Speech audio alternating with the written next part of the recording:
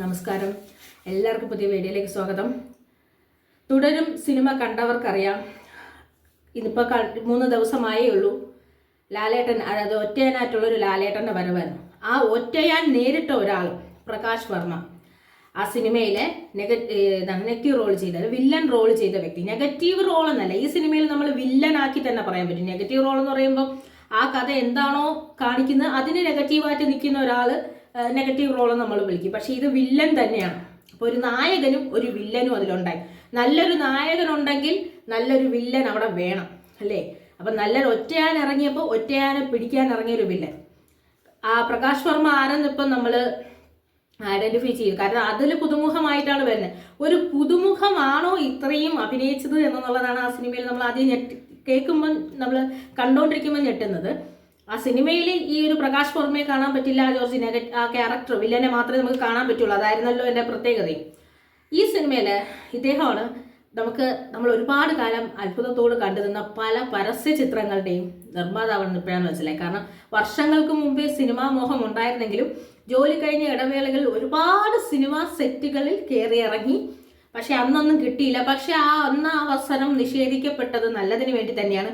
എക്കാലവും ഓർമ്മിക്കുന്ന ഒരു എൻട്രിയാണ് പ്രകാശ് വർമ്മയ്ക്ക് കിട്ടിയത്. കാരണം അത്രയ്ക്കും നല്ലൊരു എൻട്രിയാണ് കിട്ടിയത്. ഇതിനെക്കാട്ടും വലിയ എൻട്രി കിട്ടില്ല. ലാലേട്ടൻ ചിത്രം, തരുൺ മൂർത്തി ചിത്രം, അതിലുപരി ഏറ്റവും നല്ല ക്യാരക്ടർ, ഈ മലയാള സിനിമ 2025 ഒക്കെ ഇറങ്ങിയ ഏറ്റവും നല്ല ചിത്രം, അല്ലെങ്കിൽ ഇതുവരെ ഇറങ്ങിയ ഏറ്റവും നല്ല ചിത്രങ്ങളിൽ ഒരു ചിത്രം.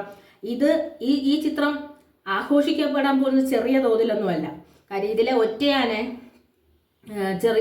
നമുക്ക് എന്താണ്, കേരളം മാത്രമല്ല രാജ്യം മൊത്തം ഇപ്പോൾ ഈ ഒറ്റയാനെ കണ്ടുകൊണ്ടിരിക്കുകയാണ്, അല്ലെങ്കിൽ ലോകം മൊത്തം ഈ ഒറ്റയാനെ കണ്ടുകൊണ്ടിരിക്കുകയാണ്.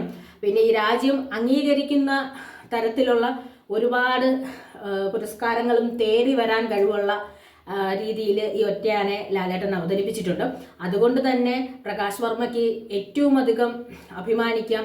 ഞാൻ ആദ്യമായിട്ടുള്ള എൻട്രി, അതായത് പ്രകാശ് വർമ്മ എന്ന് പറയുന്ന ഒരു നടൻ വന്നത് ഒരു വലിയ വിജയ ചിത്രത്തിൻ്റെ കൂടെയാണ്. ഇത്രയും കാലവും ഞാൻ അഭിനയിക്കാതിരുന്നെങ്കിലും അഭിനയിച്ച ഒരു ചിത്രം എന്ന് പറയുമ്പം അതൊരു പരിപൂർണ വിജയം. ഞാൻ നേരിട്ടത് ഒറ്റയാനെ തന്നെ, ഒറ്റയാനെ നേരിട്ടിട്ടാണ് സിനിമയിൽ നിന്നത്. ഇതിനേക്കാൾ വലിയൊരു വില്ലന് ഏറ്റവും അധികം ഒരു പക്ഷേ വില്ലനായിട്ട് അഭിനയിക്കുന്ന ഒരു സ്വപ്നം ലാലേട്ടനെ പോലെ ഒരാൾക്ക് എതിരാളിയായി വന്നു നിൽക്കുക എന്നുള്ളതാണ്. നമ്മൾ ഒരുപാട് ആരാധിക്കുന്ന വില്ലന്മാരുണ്ട്.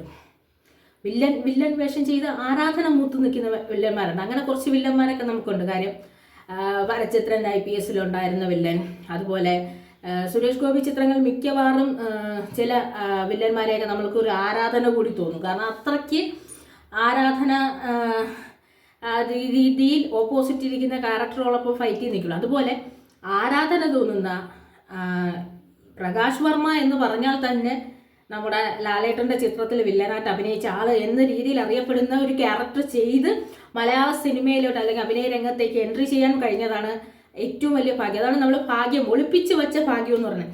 ലാലേട്ടൻ്റെ മലയാളി പ്രേക്ഷകരിലുള്ള 90% മലയാളി പ്രേക്ഷകരും ആഗ്രഹിക്കുന്ന രീതിയിലുള്ള ലാലേട്ടൻ്റെ തിയേറ്ററിലോട്ടുള്ള തിരിച്ചു വരവും ആ വില്ലനെ നേരിട്ട അങ്ങനെ ഒരു വില്ലനെ, അവിടെ ലാലേട്ടനെ എതിര് നിൽക്കുന്ന ഒരു വില്ലനെ കാണാൻ കഴിഞ്ഞതു എന്നുള്ളതാണ് ഇന്നത്തെ പ്രേക്ഷകർ ആഗ്രഹിക്കുന്നത്. നമ്മളൊരു സ്ലീപ്പിംഗ് സെൽസ് എന്ന് പറഞ്ഞാൽ സ്ലീപ്പിംഗ് സെൽസുകൾ ഉണർന്നു കഴിഞ്ഞു. തിയേറ്ററിലെല്ലാം തരംഗമായിട്ട് ആൾക്കാർ, കാര്യം ആബാലവൃദ്ധ ജനങ്ങളും ലാലേട്ടൻ്റെ ഫാൻസാണ്, എല്ലാം ഉണർന്നു കഴിഞ്ഞു. ലാലേട്ടൻ്റെ ഒരു നല്ല ചിത്രം എന്ന് പറഞ്ഞപ്പോൾ എല്ലാവരും ഉണർന്നു, എല്ലാവരും പ്രകാശ് വർമ്മയും കാണും. അതാണ് ഒരു വില്ലൻ ഒരിക്കലും ഞാൻ ഈ ഒരു ചിത്രത്തിൽ അഭിനയിച്ചിട്ടുണ്ട് എന്ന് ആരോടും പറയേണ്ട ആവശ്യമില്ല.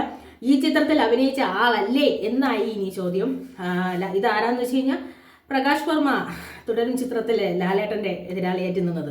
അങ്ങനെ ഒരു ഭാഗ്യം ചെയ്തതാണ് അഭിനയത്തിലോട്ട് ഏറ്റവും ഭാഗ്യത്തിൻ്റെ രീതിയും ഐശ്വര്യമായ രീതിയിലുള്ളൊരു എൻട്രി ആയിരുന്നു പ്രകാശ് വർമ്മയ്ക്ക് ലഭിച്ചത്.